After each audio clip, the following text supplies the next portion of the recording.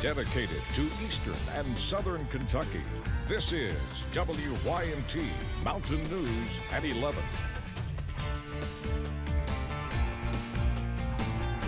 Good evening, I'm Keaton Hall. One Pike County man was arrested this week after a video shared hundreds of times on social media brought troopers to his door.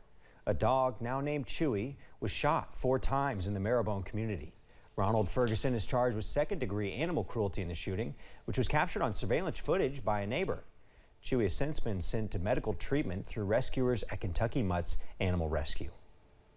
He is critical, but we are working on getting him stable. He's having some vomiting today. He's having blood work, and we're going to be doing some imaging as far as what can be done about he's got a massive infection going on as well. Chewy has been placed in a new home if he makes it through. Troopers say if you see animal cruelty, you should report it to your local post. Gas price increases hit every corner of Kentucky this past week. On average, the price per gallon went up 25 cents. We've heard of some stations seeing 30-cent increases per gallon in just a day. Gas pricing experts with AAA say volatility in the oil market caused by the Russian invasion of Ukraine is behind the surging prices. So we're at $3.47. It's not out of the question that we're going to see those $4 prices before this is over. Hawkins believes that $4 per gallon is possible around St. Patrick's Day, if not sooner. After a slow start, the Russian invasion of Ukraine is now bearing down with fighting that is raging across the country, destroying cities, neighborhoods, and lives in its path. CBS News correspondent Natalie Brand reports from the White House. Amid concerns fighting could worsen in coming days, thousands of people in Kyiv are crowding the capital's train station, desperate to escape Russia's war on Ukraine before it's too late. It's estimated more than 1 million refugees have fled to neighboring countries as the danger intensifies. We have seen the use of cluster bombs, which will be in violation of international law. On Friday, Russian troops seized the biggest nuclear power plant in Europe after shelling set it on fire. Ukraine's President Volodymyr Zelensky called it terror on an unprecedented level. Concerns of a potential radiation leak were reduced after firefighters put out the blaze.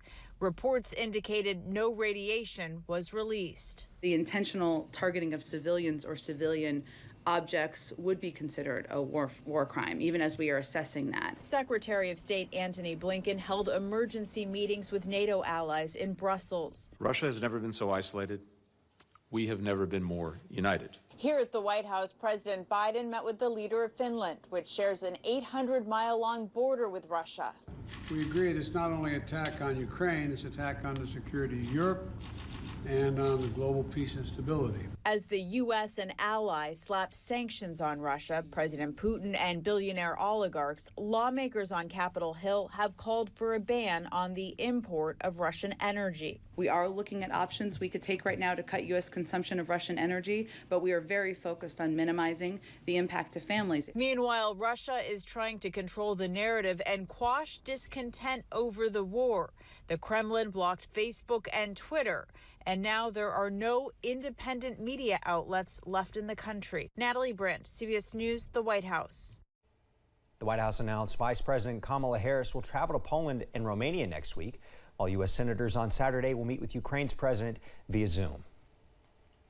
2 Eastern Kentucky high schools are teaming up to aid Ukraine.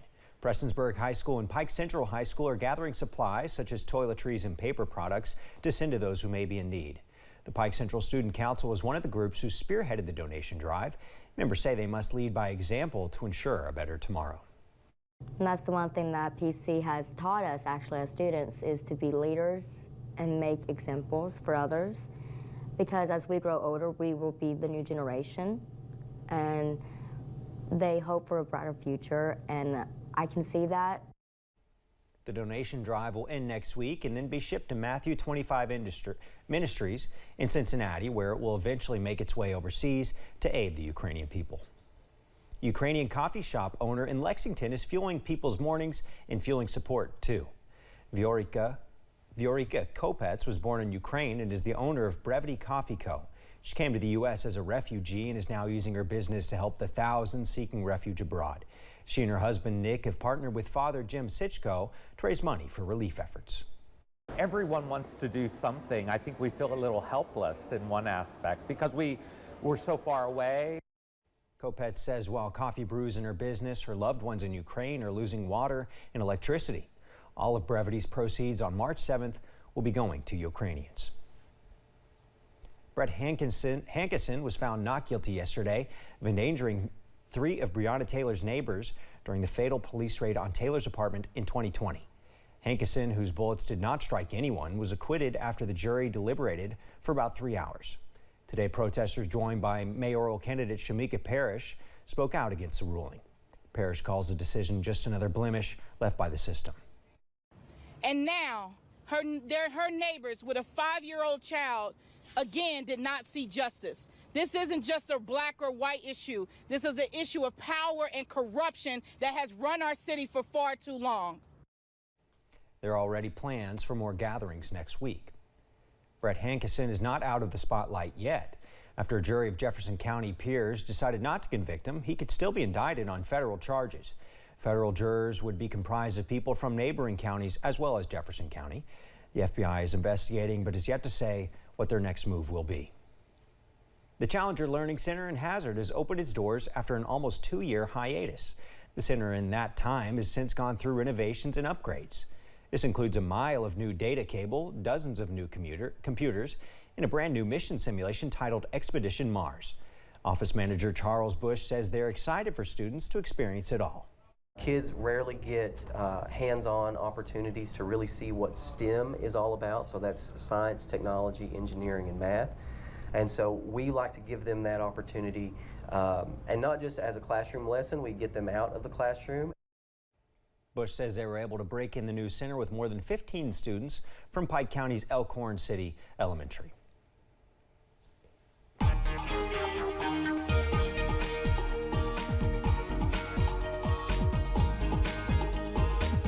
It was a warm day for many across the mountains. Others, well, they had trouble getting back into the 60s.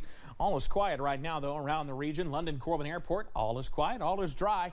Sitting at 57 right now at the airport. Temperatures this evening a little bit more uniform, middle and upper 50s, couple of low 60s just outside of the area in two portions of East Tennessee. And we see a few upper 40s as well. Slade and Prestonsburg both checking in at 49. Back on out, the reason why we're staying mild, we have clouds continuing to move in. This warm front continuing to advance closer to the mountains, and that means a much warmer day for Saturday. You see those clouds continue with us overnight.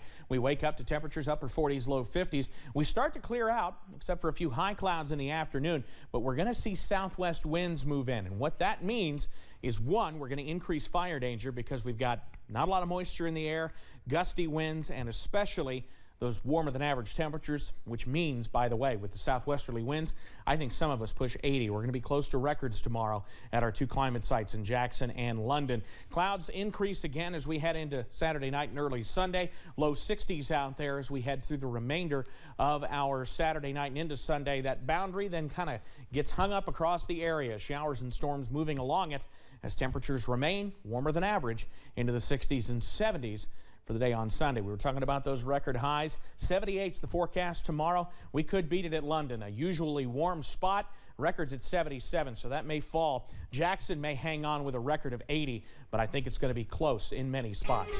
On that extended forecast brought to you by Community Trust Bank, 78 tomorrow, a very warm day, but we're back in the low 70s Sunday.